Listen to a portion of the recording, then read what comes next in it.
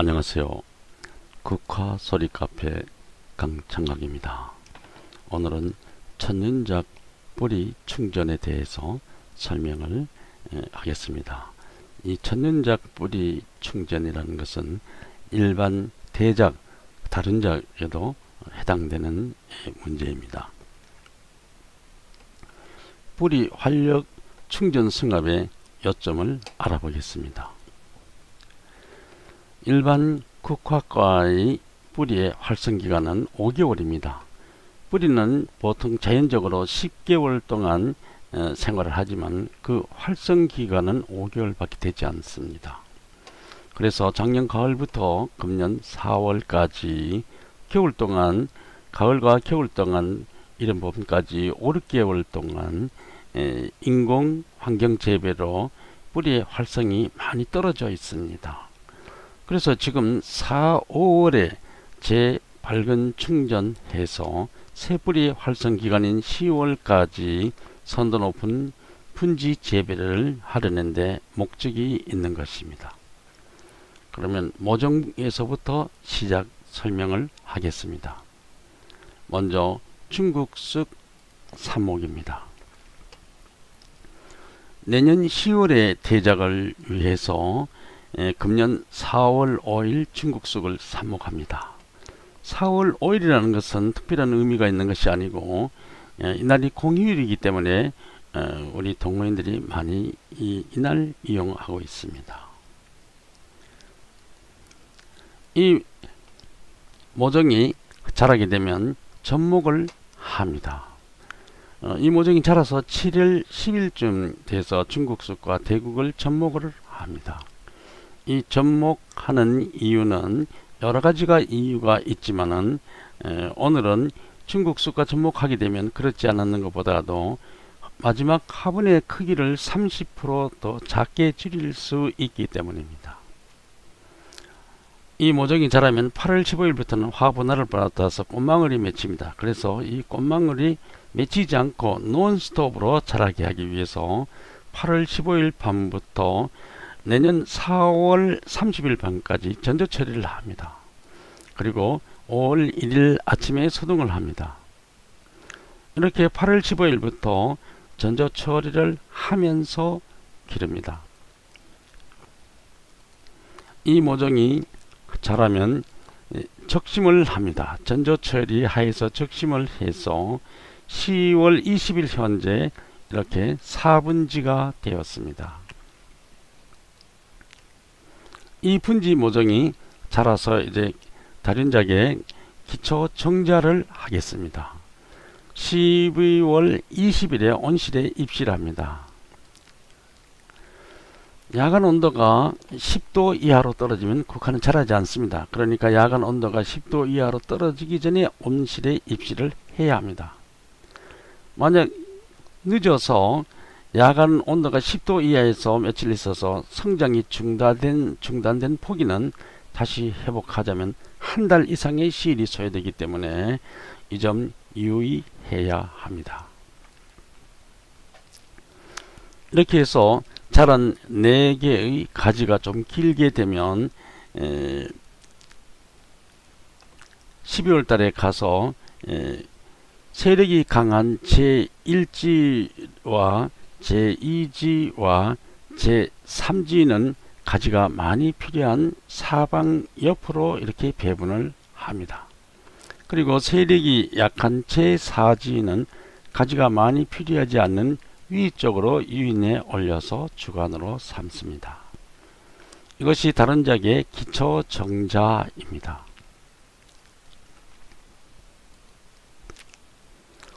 이 모종이 자라서 지난 가을부터 봄 3월까지 이렇게 3단으로 자랐습니다.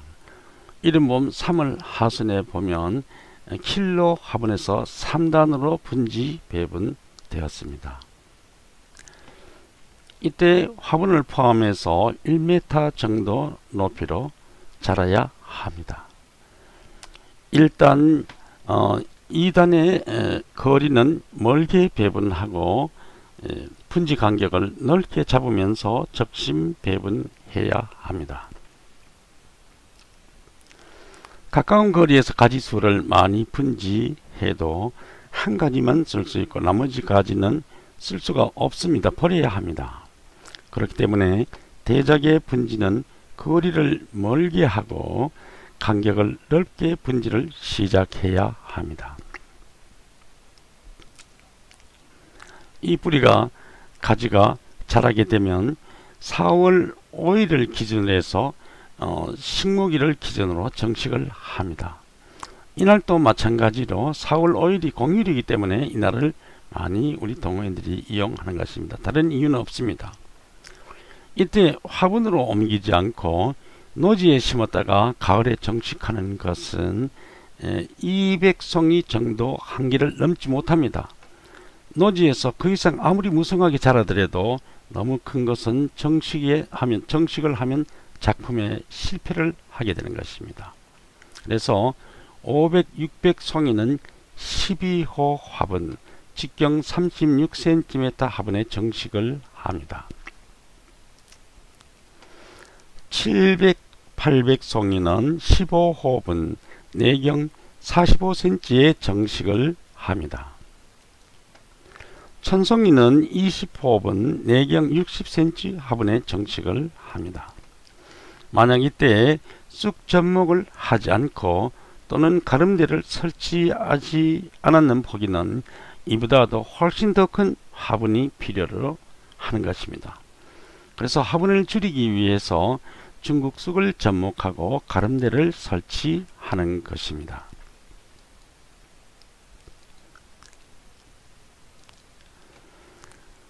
그래서 500, 600 송이를 기준으로 설명을 하겠습니다. 12호 화분 바닥에 약간의 배수층을 깝니다. 그리고 그 위에 5cm 정도 두께로 새로 준비된 새 배양토를 덮습니다. 그리고 가름막이 3개를 설치합니다. 이 가름막이는 8월달에 되면 국화는 화분 속에 뿌리가 꽉 차서 뿌리 막힘이 와서 자라지 않습니다. 이렇게 되면 8월달에 화분할을 하고 마지막 적심이 8월 1일인데 뿌리 막힘이 오게 되면 마지막 꽃대가 짧아서 난작업이 올 수가 있습니다. 이때 이 가름대를 빼고 이 공간에 새 배양토를 채워 넣으면 다시 뿌리가 자라면서 위에 꽃대도 자라고 뿌리 막힘이 오면 꽃송이도 다 벌어지지 않고 화심이 드러납니다. 그런데 이렇게 가름대를 이용해서 새 공간을 만들어 주었다가 나중에 흙을 채워 넣으면 꽃대도 길어나고 꽃도 활짝 다 피게 되는 것입니다. 이러한 에러를 막기 위해서 정식할 때 사전에 이렇게 공간을 만들어 두는 것입니다. 다음은 건조 비료를 3방향으로 화분 가장자리에 각 50ml씩 밑거름으로 이렇게 넣어 줍니다. 이것은 뿌리는 청근성으로 얕을 천자지요. 윗부분에만 몰려 있는 것을 이 밑거름을 넣어서 뿌리를 아래로 유인하려는 데 목적이 있는 것입니다. 이렇게 해서 겨울 동안 재배한 7호 화분 3단 모종에서 뿌리덩이가 깨어지지 않게 조심해서 화분을 빼냅니다. 그리고 나서 준비된 이 7호 화분 가운데에 뿌리덩이를 올려 놓습니다. 그리고 나서 화분 가장자리 공간에 거름분이 기본으로 20 내지 30% 배합된 새 배양토를 뿌리덩이 윗면까지 채워 넣습니다.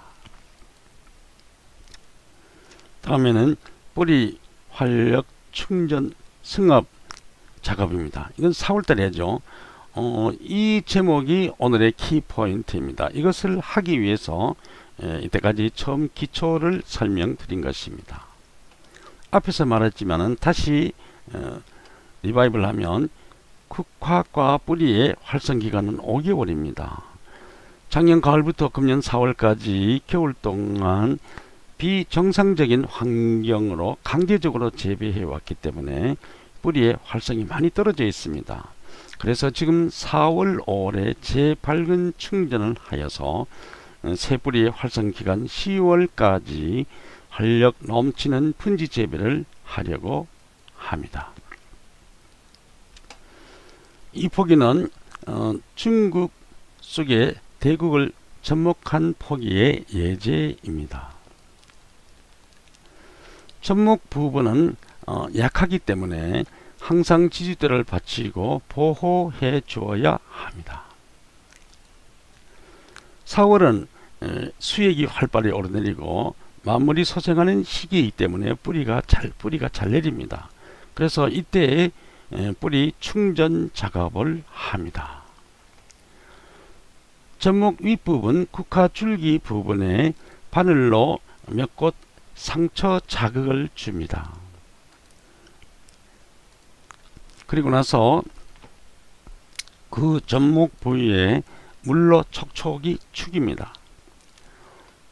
그 위에 그림과 같이 밝은 소 분말을 두텁게 묻혀 줍니다.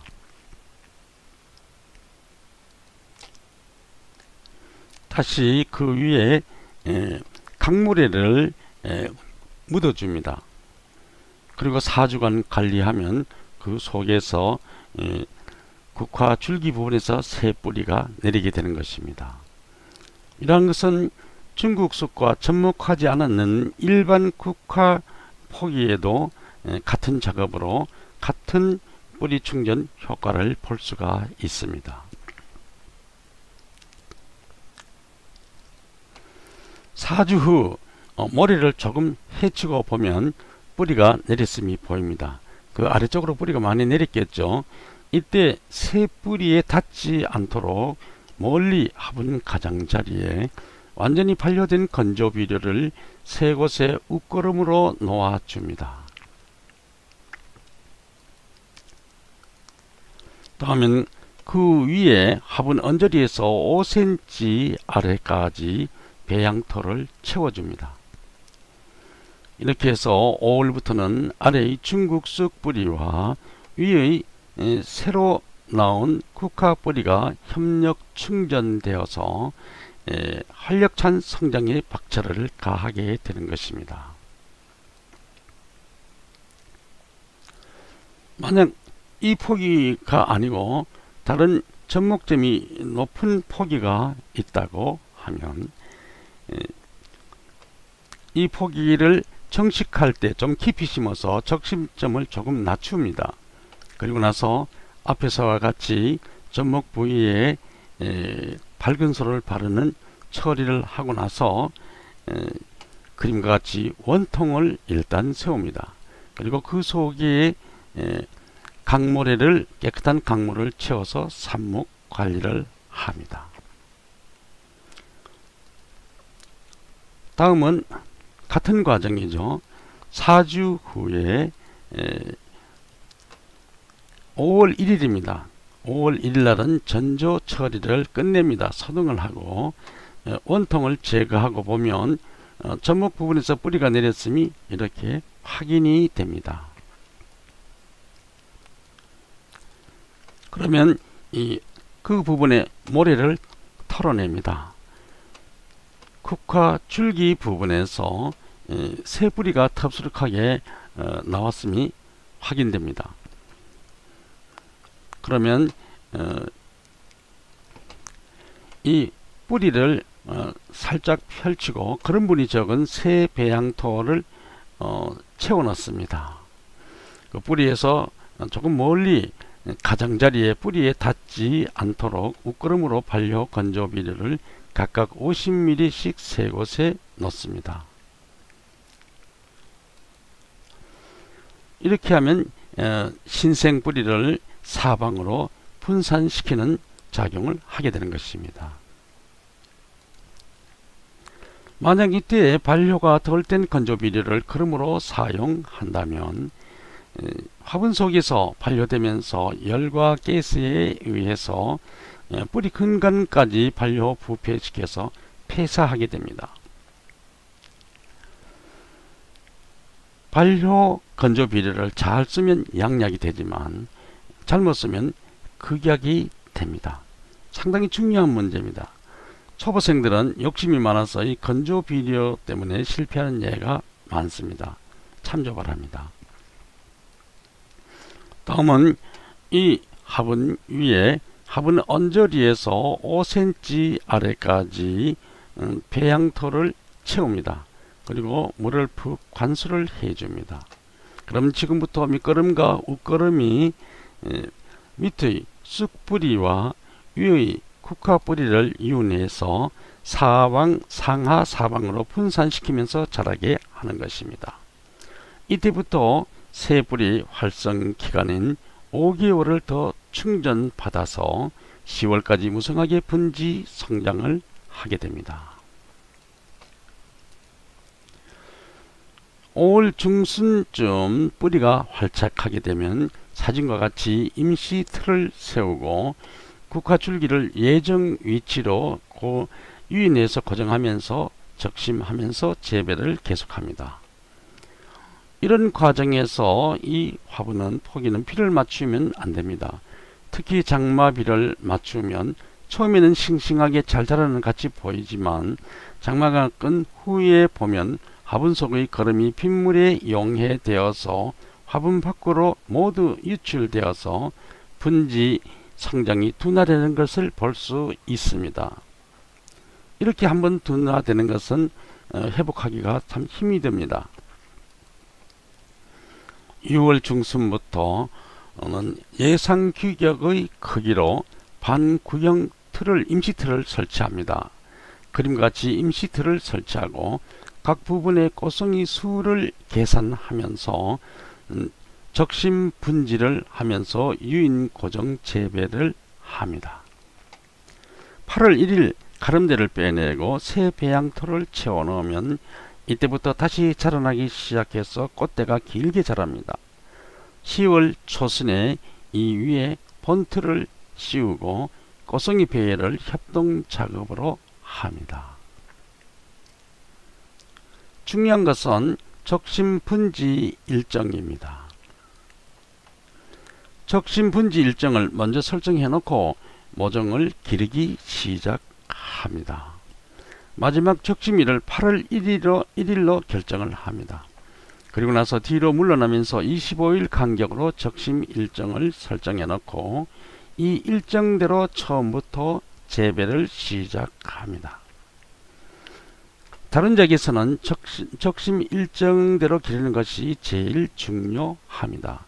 현재 이 염색 작품에서는 현재 상태는 4월 20일 70분지였습니다.